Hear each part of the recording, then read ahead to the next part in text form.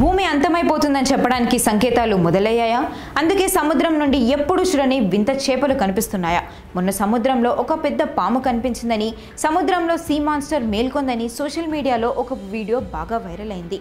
అయితే భూమి అంతమయ్యే సమయం వచ్చేసిందని, అందుకనే ఇలా జరిగిందని కూడా కొంతమంది చెప్తున్నారు. భూమి అంతమవడానికి దగ్గరవుతున్నప్పుడు కొన్ని సంకేతాలు కనిపిస్తాయని బ్రహ్మం గారి కాలజ్ఞానంలో చెప్పారని ఇలా ఎన్నో కథలు చిన్నప్పటి నుండి వింటూనే ఉన్నాం. కొన్ని సంవత్సరాల నుండి బాబా వంగ చెప్పిన జోస్యం నిజమవుతుందని అందరూ అంటున్నారు. 2025లో ఈ భూమి ఎన్నో విపత్తులను కూడా ఎదుర్కొంటుందని ఆమె ప్రిడిక్ట్ చేశారు. వాళ్ళందరూ ప్రిడిక్ట్ చేసినట్టుగా నిజంగానే ఈ భూమి అంతానికి సంకేతాలు వస్తున్నాయా?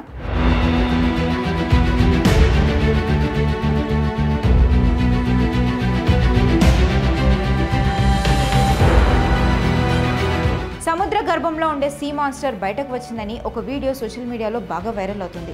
సముద్రంలో ఏదో జరుగుతోంది, అందుకే చేపలన్నీ ఒడ్డుకు కొట్టుకొని వస్తున్నాయని ఇలా రకరకాలుగా వార్తలను వింటూనే ఉన్నాం. ఇందులో నిజమెంత? అందరూ అనుకున్నట్టుగానే నిజంగానే సముద్ర గర్భంలో సీ మాన్స్టర్ జీవిస్తోందా? అంటే ఇది బయటకు రావడానికి సంకేతం భూమి యుగాంతమేనా? అసలు ఈ వరల్డ్లో ఏం జరుగుతోంది?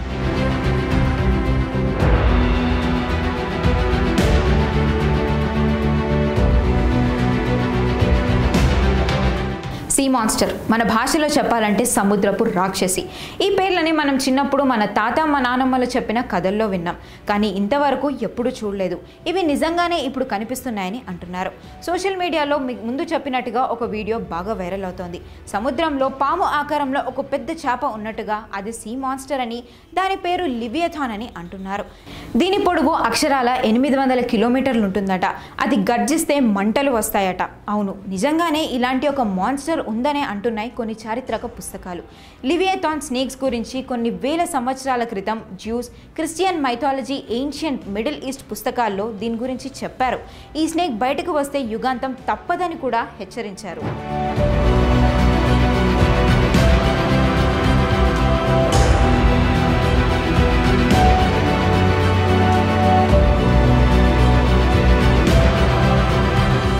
జ్యూస్ స్టోరీస్ గురించి చూస్తే, దేవుడు ఈ భూమిని సృష్టిస్తున్న 3వ రోజు ఒక పెద్ద పాముని కూడా తయారు చేశారంట. అదే లివియథాన్. దేవుడు ఇలాంటి 2 పాములు సృష్టించాడు, ఒకటి ఆడ, ఇంకొకటి మగ.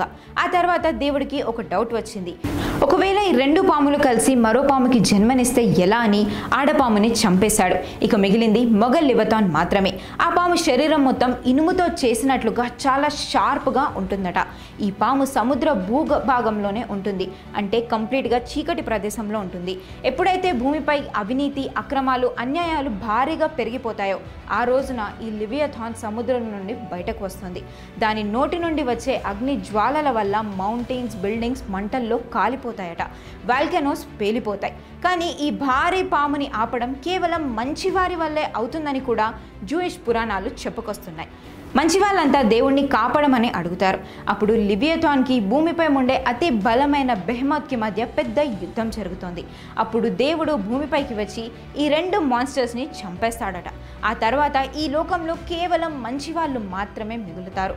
చంపేసిన ఆ లివియథాన్ మాంసాన్నే ఈ భూమిపై ఉండే మంచి వాళ్ళకందరికీ వడ్డిస్తాడట ఆ దేవుడు. అయితే ఈ స్టోరీ అంతా జూయిష్ వాళ్ళు నమ్ముతూ ఉంటారు. ఇక ఇదే స్టోరీ గురించి క్రిస్టియన్ బుక్స్లో కూడా చాలా వరకు అభివర్ణించారు. కానీ ఇప్పటి వరకు ఈ స్నేక్స్కి సంబంధించి ఎలాంటి ప్రూఫ్ దొరకలేదు, కానీ ఆధారాలు కూడా ఉన్నాయని అంటున్నారు. అవే tectonic plates. Antarctica, South America మధ్య ఉండే ఈ 8000 కిలోమీటర్ల స్క్వాషియా ప్లేట్. ఈ ప్లేట్స్ చూడడానికి లివియథాన్ తల భాగం లాగానే ఉంటాయని నమ్ముతారు. లివియథాన్ చెడుపై మంచిని గెలవడానికి మాత్రమే సృష్టించారని చారిత్రక పుస్తకాలు చెబుతున్నాయి. కానీ ఇది ఎంతవరకు నిజమన్న దాని గురించి ఇప్పటి వరకు ఎక్కడ కూడా ఇంతవరకు ఎలాంటి ఆధారాలు మాత్రం కనిపించలేదు.